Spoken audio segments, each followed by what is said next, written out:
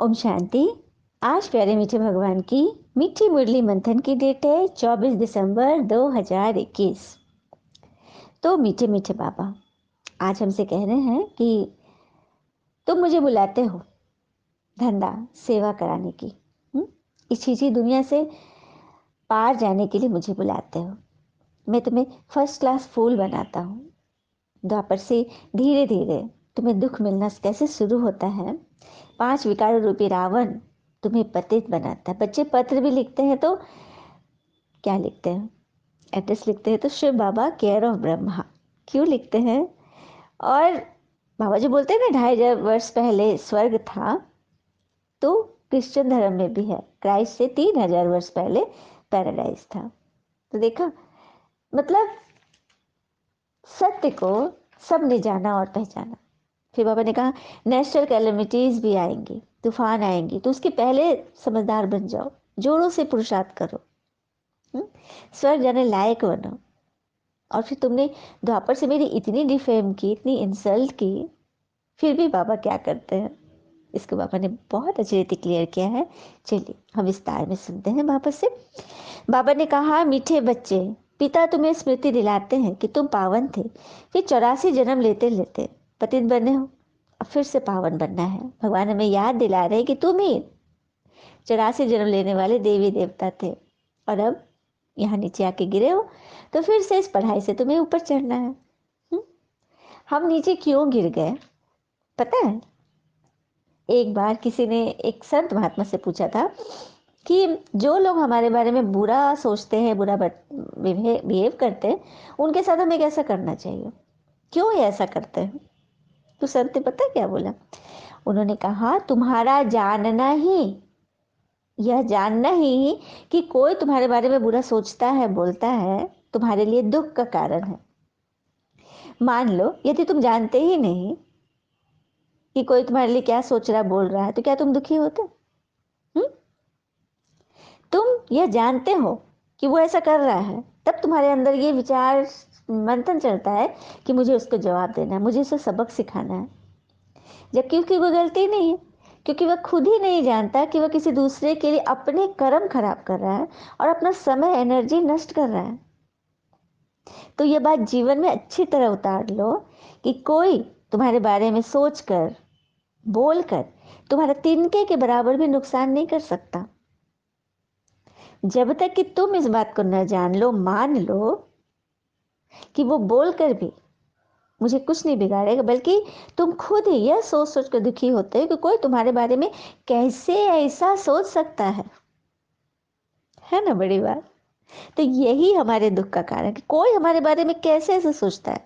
तो तुम मत जानो, अनजान रहो, जानकर भी अनजान बन जाओ। प्रश्न है, बेसमझ से समझदार बनने वाले बच्चों को पिता कौन सी बात पूछकर किस पुरुषार्थ की राय देते हैं? बाबा किस वजह समय समझाते हैं? उत्तर, बच्चे हमने तुमको कितना धन दिया था, तुम्हारे पास अनगिनत धन था, फिर तुमने इतना सब कहाँ गवाया? तुम इतने इंसॉल्वेंट कैसे बन गए, कंगाल कैसे बने? भारत जो सोने की चिड़िया था वो कैसे ऐसा बन गया? अब बाबा राय देते हैं बच्चे फिर से पुरुषार्थ कर राजयोग सीख कर स्वर्ग के मालिक बनो। उसी के लिए तो भगवान यहाँ आए हैं। ओम शांति। बाबा कहते तुम कौन हो? तो आत्मा कहती कि मैं आत्मा, अहम आत्मा। आत्मा को भी पावन बनना है ना, आत्मा पवित्र बनती है तो शरीर भी पवित्र मिलता है। अभी आत्मा पतित है तो शरीर भी पतित है। सच बात है, आत्मा पावन बन जाएगी संगम पर पढ़ाई करके, जब ब्राह्मण से फरिश्ता बन जाएगी तभी वो सतयुगी दुनिया में पहुंचेगी जहाँ उसे शरीर भी पवित्र मिलेगा।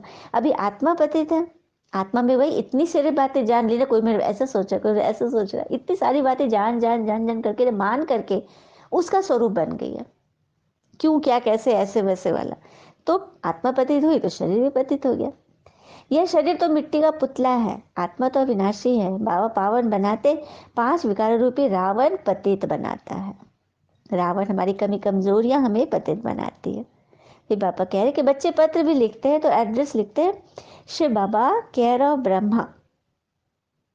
ब्रह्मा नंदी, शिव के मंदिर में ब्रह्मा बैल को दिखाते हैं ना। तो वही है, ब्रह्मा बाबा वो मतलब शिव की सवारी है वो। तो परमात्मा शिव निराकार जब आते तो उनको भी एक मनुष्य तन का आधार चाहिए। तो ब्रह्मा उनकी सवारी हो गए, जिसके तन में परमात्मा शिव आते हैं।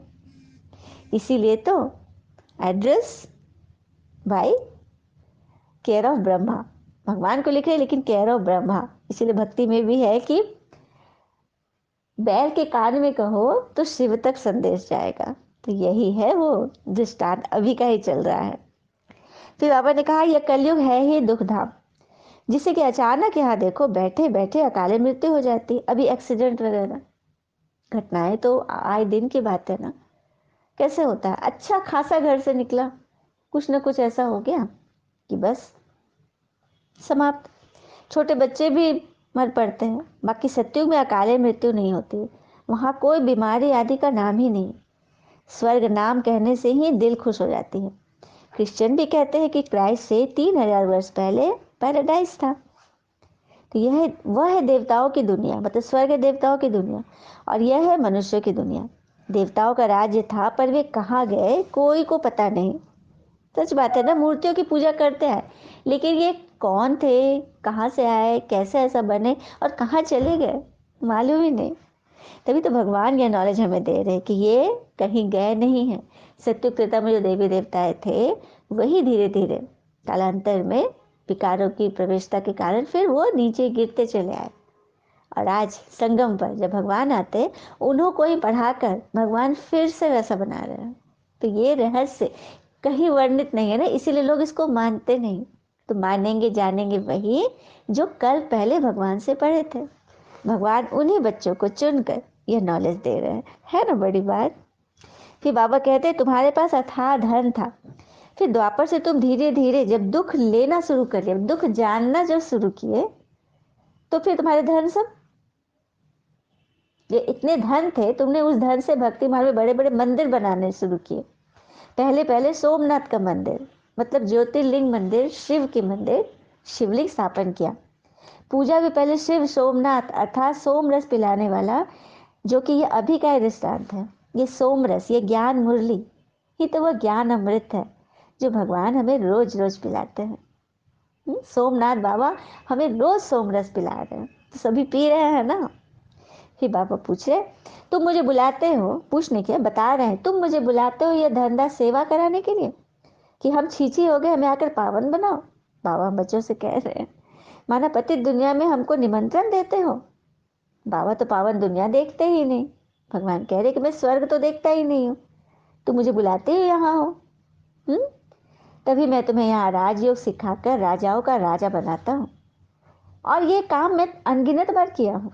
बाबा कह रहे कि बार बार जब जब कल रिपीट होता है, तुम सत्युग से लेकर लास्ट में आते हो, सीढ़ी नीचे उतरते आते हो संगम पर, और फिर मैं आकर, कल भी बाबा ने कहा था ना, 12 बजकर 1 मिनट भी नहीं होगा कि भगवान नीचे आ जाता है।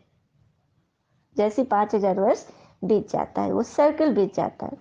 फिर बाबा कह रहे कि तुमको मैं अनगिनत बार बनाया हूँ और तुम अनगिनत बार गिरे भी हो। बाबा फिर कह रहे हैं कि मैं जब पढ़ाता हूँ तो उसमें कोई फर्स्ट क्लास फूल है, कोई मोतिये के फूल, कोई रतन जोत और कोई अक के भी है। नंबरवार तो है ना। और बाबा तो पिता भी है, सुप्रीम टीचर भी है और सुप्रीम गुरु भी है। भगवान सब भक्तों को पढ़ाकर स्वर्ग के रहने लायक बना देते हैं। यह बातें कोई शास्त्रों में नहीं है। बाकी बाबा को कुछ भी पढ़ने व लिखने की तो दरकार ही नहीं। वो तो सिर्फ रेफर करते हैं सर्वशास्त्र शिरोमणि गीता में, जो कि भगवान की गाई हुई गीत है। परंतु भारतवासी भगवान को ही नहीं जानते और ये कह देते ना कि ईश्वर तो सर्वव्यापी है। तो जैसे बाबा कह रहे कि डिफेम कर देते मेरी इंसल्ट करते, इसीलिए तो पतित बन जाते हैं। फिर भी इतना डिफेम होने पर भी मैं आकर सबको गति सदगति देता हूँ। मैं कितना निष्काम सेवाधारी हूँ। वाह। बाबा कह रहे मेरी इतनी ग्लानि करते हो कि पत्ते पत्ते को मैं हिलाता हूँ बैठ के, सुख भी देता हूँ दुख भी देता हूँ। बाबा कहते मुझे, मेरे पास दुख तो है ही नहीं, मैं तो दुख हरता सुख करता हूँ, सुख देता हूँ, दुख मैं क्यों दूंगा। कोई माँ बाप बच्चों को दुख देता है क्या? बिल्कुल नहीं। लेकिन परमात्मा को कह देता है कि वही दुख दिए। और वो सर्वव्यापी है। यदि ईश्वर सर्वव्यापी होते, हर एक पत्ते पत्ते, हर एक आत्मा में भगवान होते, तो आज ये सत्युग कलयुग बनता ही नहीं। हर आत्मा मूर्त, हर घर मंदिर होता है ना। कितनी बड़ी ग्लानि। इसीलिए भगवान बचा रहे। सर्वव्यापी मैं नहीं हूं, आज माया रावण सर्वव्यापी है, हर एक के अंदर वही व्याप्त है। मैं तो आता हूँ 5,000 वर्ष के बाद। फिर बाबा ने कहा नेचुरल कैलेमिटीज भी आएंगी, तूफान आदि बड़े जोरों से आएगी। बाबा आकर बेसमझ बच्चों को समझदार बना रहे हैं। भारत जो सोने की चिड़िया थी, अब क्या बन गई?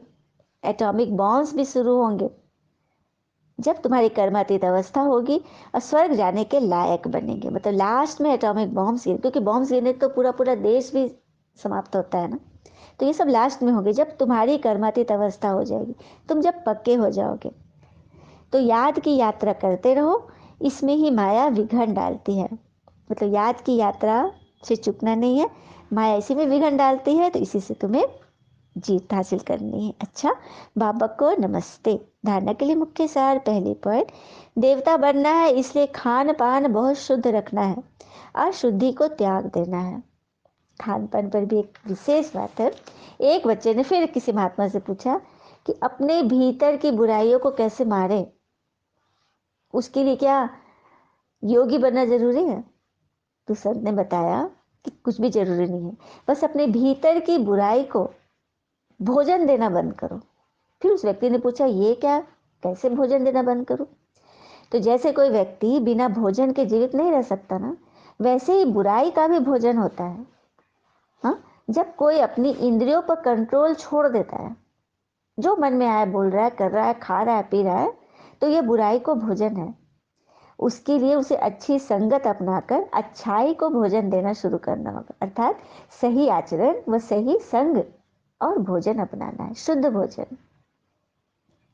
देखा, तो देवता शुद्ध है ना, खान पान उनकी शुद्ध है, तभी तो मंदिरों में ये सब चीज नहीं चढ़ावा चढ़ता ना। तो इस अशुद्धि को त्यागना है। दूसरी पॉइंट, फर्स्ट क्लास फूल बनना है, स्वर्ग में जाने के लिए पूरा पूरा लायक बनना है। कर्मातीत अवस्था बनाने के लिए पुरुषार्थ करना है। वरदान है, श्रेष्ठ कर्म द्वारा सिमरन योग्य बनने वाले योग युक्त युक्ति युक्त भव। श्रेष्ठ कर्म द्वारा सिमरन योग्य बनने वाले योग युक्त युक्ति युक्त भव।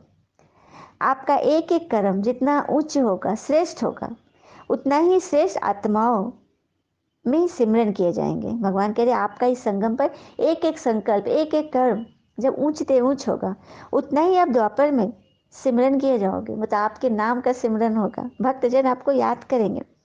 भक्ति में नाम का सिमरन होता है ना, लेकिन यहाँ जो श्रेष्ठ आत्मा है, उनके गुणों और कर्मों का मिसाल बनाने के लिए सिमरन करते हैं। माला माला जो सिमरते हैं भक्तजन, तो किन की माला सिमरते हैं?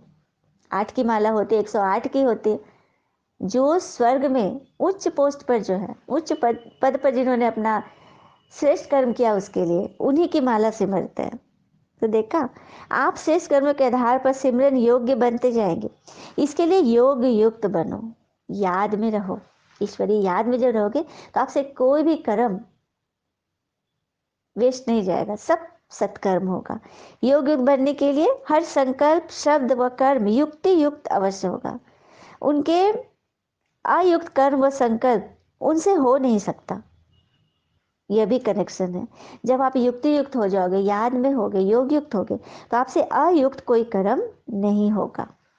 स्लोगन, निमित्त और निर्माण चित्त, यही सच्चे सेवाधारी के लक्षण है। निमित्त और निर्माण चित्त, निमित्त अर्थात मैं ट्रस्टी हूँ, ईश्वर ने मुझे इस सेवा के लिए, इस सेवा स्थान के लिए नियुक्त किया है। मैं ट्रस्टी हूँ, सब कुछ भगवान का है, मैं तो बस करने वाली हूँ। करावनहार तो वो है। और निर्माण चित्त अर्थात विनम्र, कंस्ट्रक्टिव, आप हर एक के टूटे फूटे मन को संवारने वाले हो, बनाने वाले हो, चलाने वाले हो। यही सच्चे सेवाधारी के लक्षण है। अच्छा, ओम शांति। शुक्र है मीठे बाबा, वो बाबा के प्यारे प्यारे बच्चे। थैंक यू बाबा, ऑल इज वेल ऑलवेज। ओम शांति।